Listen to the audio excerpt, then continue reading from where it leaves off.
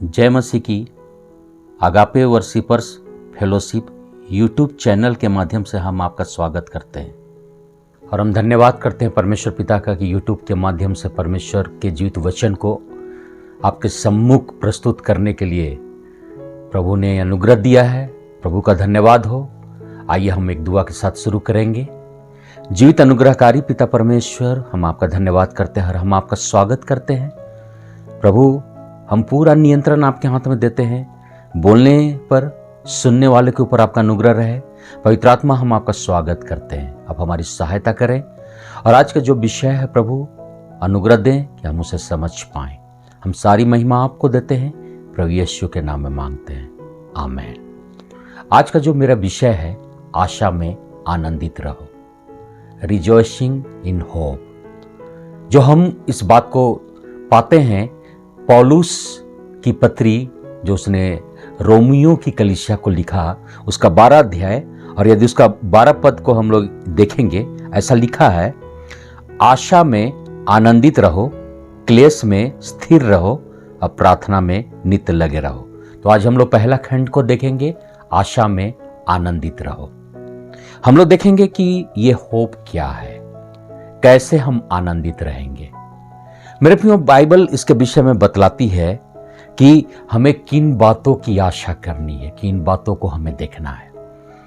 यदि इस आशा शब्द को हम लोग देखेंगे तो जो इसका मूल शब्द है, जो यूनानी शब्द से ये आया है, यूनानी शब्द में से एल्पेश बोला जाता है, जिसका अर्थ होता है एक्सपेक्टेशन ऑफ गुड, अच्छाई की उम्मीद करना। किन बातों की हमें उम्मीद करनी है, कौन सी बातें? मेरे प्रियो, जो इसका मूल अर्थ जैसा हम देख रहे हैं, अच्छाई की उम्मीद करना। कुछ बातें हैं जो रखी हुई हैं और जिसे हम नहीं देख पा रहे हैं, लेकिन वो हमारे लिए हैं, वो होने वाली हैं। उनकी उम्मीद करना हमारे लिए आशा कहलाती है। और ये आशा विश्वास से पहले आता है। दोनों एक साथ चलते हैं, आशा विश्वास एक साथ चलते हैं।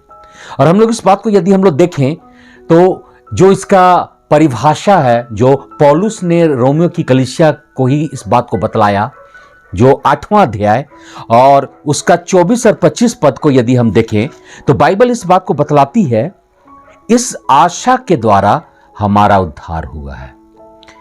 परंतु जिस वस्तु की आशा की जाती है, जब वह देखने में आए तो फिर आशा कहां रही। मतलब बाइबल यहां बतलाता है मेरे प्रियो कि वो बातें जो दिखाई दे रही है वो आशा नहीं।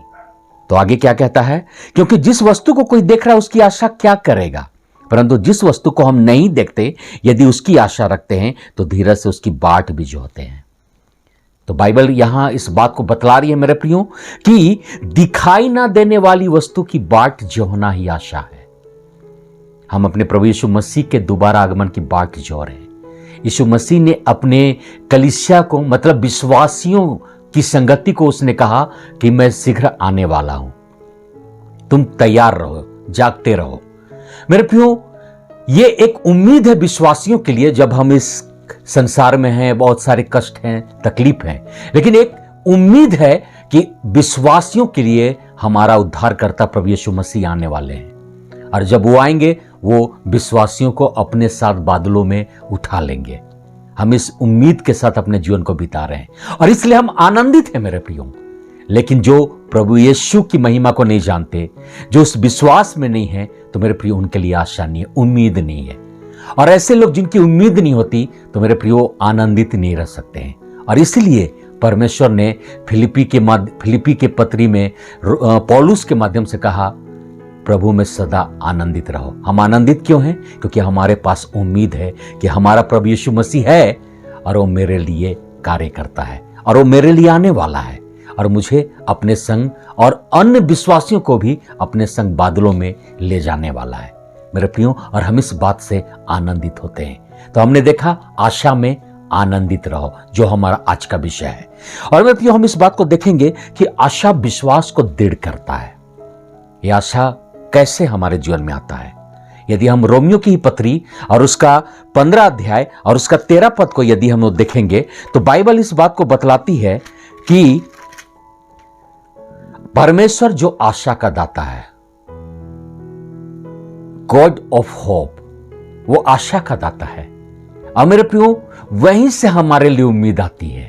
यदि हम अपनी निगाहों को उसकी ओर लगाते हैं, हम अपने ध्यान को उसकी ओर लगाते हैं, वहीं से हमारे लिए अच्छाई आती है, वहीं से हमारे लिए ब्लेसिंग्स आती है। क्योंकि बाइबल इस बात को बतलाती है मेरे प्रियो, परमेश्वर भला है और वो सर्वदा भला ही करता है मेरे प्रियो। और हम इस बात को देखते हैं कि बाइबल बतलाती है कि परमेश्वर जो आशा का दाता है, तुम्हें विश्वास करने में सब प्रकार के आनंद और शांति से परिपूर्ण करे। जब हम विश्वास करते हैं मेरे प्रियो, उसमें शांति छिपी होती है और आनंद छिपा होता है। बहुत सारी परिस्थितियां होती हैं जब हमारे ध्यान को भटकाती हैं, लेकिन जब हमारा उम्मीद परमेश्वर पर होता है और हम जानते हैं कि हमारी सहायता वहीं से आनी है, तो मेरे प्रियो हमारा विश्वास बढ़ता है और हम परमेश्वर के उत्तम आशीषों को पाते हैं। और ये अनुग्रह परमेश्वर अपनी आत्मा के द्वारा हमें देता है। पवित्र आत्मा के द्वारा हमारा विश्वास बढ़ता है और हम परमेश्वर की ओर ध्यान लगा पाते हैं। प्रभु का धन्यवाद हो कि उसने हमें अपनी आत्मा दी है ताकि हम उम्मीद लगाएं, आशा लगाएं और मेरे प्रियो हम उस प्रतिज्ञा की हुई बातों को हम अपने जीवन में देखने पाएं। आगे हम लोग इस बात को यदि हम लोग देखेंगे तो बाइबल इस बात को बतलाती कि हमें आशा क्यों रखनी चाहिए। क्योंकि बाइबल इस बात को यिर्मयाह 29:11 में कहता है मेरे प्रियो कि जो योजनाएं मैंने तुम्हारे लिए तैयार की है वो भली योजना है और अंत में मैं तुम्हारी आशा पूरी करूंगा। तो मेरे प्रियो, बाइबल हमें आशा देती है, हमारी उम्मीद को बढ़ाती है कि हमारे लिए एक मुकुट रखा हुआ है।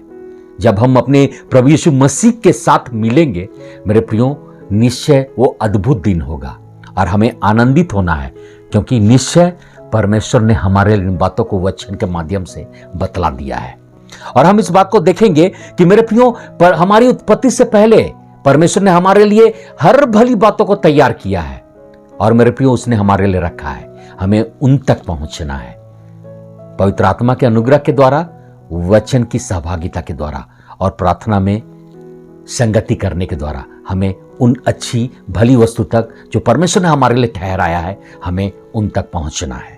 और बाइबल यह भी इस बात को बतलाती है कि हमें आशा क्यों रखनी चाहिए।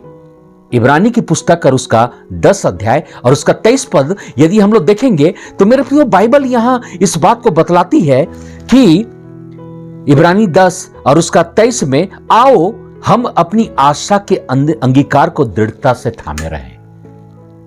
हम अपनी उम्मीद को कन्फेस करें, अंगीकार करें कि मेरा प्रभु ने मेरे लिए इन बातों को तैयार करके रखा है। मेरे परमेश्वर ने मेरे लिए स्वर्ग में एक घर को बना के रखा है और हम इससे आनंदित होते हैं। और बाइबल बतलाती है कि क्योंकि जिसने प्रतिज्ञा की वह सच्चा है। आपका और हमारा परमेश्वर, आपका और हमारा सृष्टिकर्ता जिसने हमसे और आपसे प्रतिज्ञा की है, मेरे प्रियो यकीन जानिए, बाइबल बतलाती है वह सच्चा है और बाइबल उसके विषय में कहता है वो झूठा नहीं है और जो वो कहता है वो उसको करता है। मेरे प्रियो, परमेश्वर का धन्यवाद हो। हमारी उम्मीद सदैव उस जीवित परमेश्वर की ओर होनी है जो आशा का दाता है और वहीं से हमें उत्तम बातें प्राप्त होती है। तो आज हम लोग इस बात को देखने पाते हैं कि वो सच्चा परमेश्वर जिसने हमें उम्मीद दी और उसने कहा, ना मैं तुम्हें कभी छोड़ूंगा, ना मैं तुम्हें त्यागूंगा। इब्रानी 13:6 में हम इन बातों को देखने पाते हैं। तो मेरे प्रिय, हमें आनंदित रहना है और बाइबल हमें सिखलाती है, जो आज का हमारा विषय है, आशा में आनंदित रहो। आज वैसे लोग जिनके पास उम्मीद नहीं है, आज वो भय में जीवन बिता रहे हैं, आज वो तकलीफ में जीवन बिता रहे हैं या फिर आज वो मानसिक तनाव में है, लेकिन परमेश्वर विश्वासियों के लिए जो उस पर विश्वास करते हैं, जो उस पर उम्मीद लगाते हैं, बाइबल बताती है अनदेखी वस्तु की ओर ताकना, अनदेखी वस्तु को देखना। तो मेरे प्रियो, हमारी आशा जीते परमेश्वर पर है और निश्चय उसका वादा सच्चा है और वो हमारे लिए खड़ा होगा। परमेश्वर का धन्यवाद हो।